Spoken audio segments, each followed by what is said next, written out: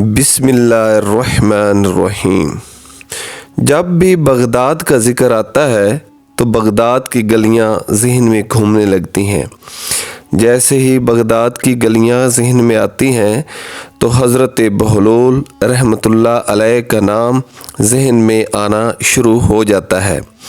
حضرت بہلول رحمۃ اللہ علیہ ایک ایسی ہستی ہیں جو اپنے وقت میں غم قدوں کے لیے غم گسار بن گئے اور ہر ایک کی دل جوئی کرنے والے اور ہر ایک کا خیال رکھنے والے بن گئے۔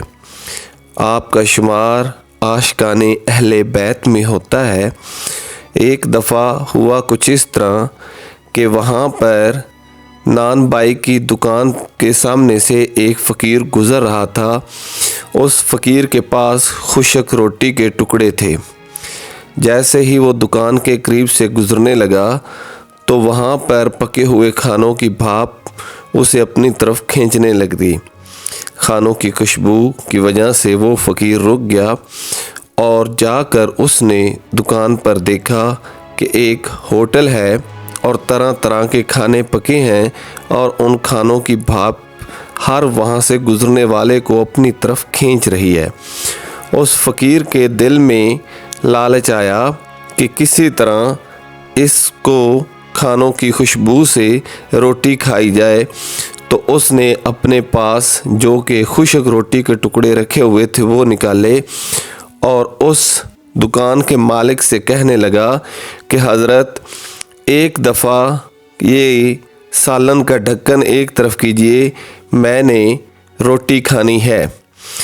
مالک نے سمجھا کہ یہ فقیر ہے اور اس کو میں بے وقوف بناؤں گا، تو اس نے کھانے کا ڈھکن یعنی کہ جو اس کا سالن پکا ہوا تھا اس کا ڈھکنا ایک طرف کر دیا۔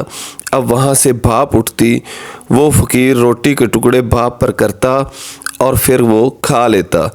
اس طرح جب وہ کھانا کھا کر فارغ ہو چکا تو ہوٹل کے مالک نے اس فقیر کو پکڑ لیا اور کہنے لگا کہ حضرت آپ نے میرے کھانوں کی بھاپ کے ساتھ اپنا کھانا کھایا ہے، لہٰذا مجھے درہم ادا کیجئے۔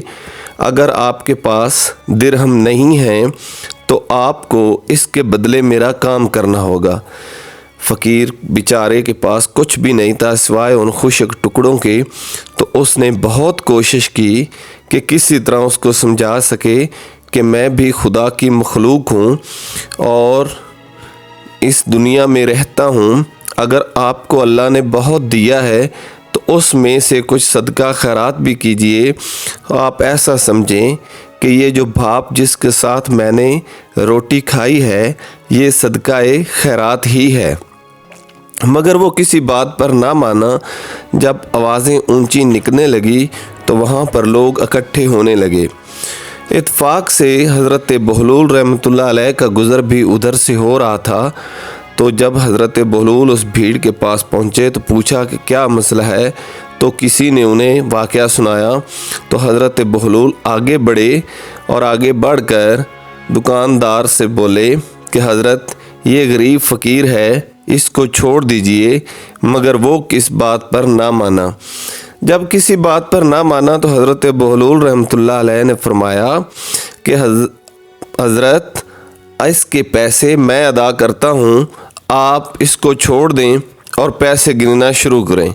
حضرت بہلول نے اپنے پاس سے ایک تھیلی نکالی، اس کے اندر درہم و دینار جو تھے ان کو زمین پر رکھا، ایک ٹھیپے کو زمین پر رکھا اور اس کے اوپر جو دوسرا درہم و دینار کا تھا وہ گرا دیا۔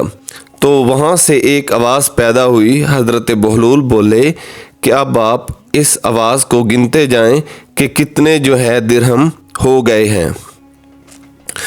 ہوٹل کا مالک سمجھا کہ یہ دوسرا بہلول دیوانہ ہے، تو یہ مجھے پیسے ادا کر رہا ہے تو مجھے لے لینے چاہیے، کیا بات ہے۔ اس نے گننے شروع کر دیے۔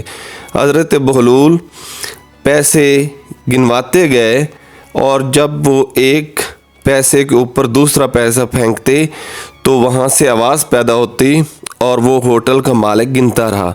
جب 100 तक गिनवा चुके तो उस वक्त हज़रत बहलूल ने तमाम दिरहम उठाए और उनको अपनी थैली में वापस रख लिया और थैली को अपनी जेब में रखने लगे। तो होटल का मालिक बोला कि हज़रत ये तो मेरे हैं, अब आप इनको किधर ले जा रहे हैं? हज़रत बहलूल बोले कि जब आपने खाने की भाप को बेचा है तो मैंने उसका मुआवज़ा पैसों की झनकार के बदले में अदा कर दिया है। जब खाने की भाप बिकेगी तो उसका मुआवज़ा भी सिवाय इस झनकार के कुछ नहीं हो सकता, लिहाजा अब काम बराबर हो गया है।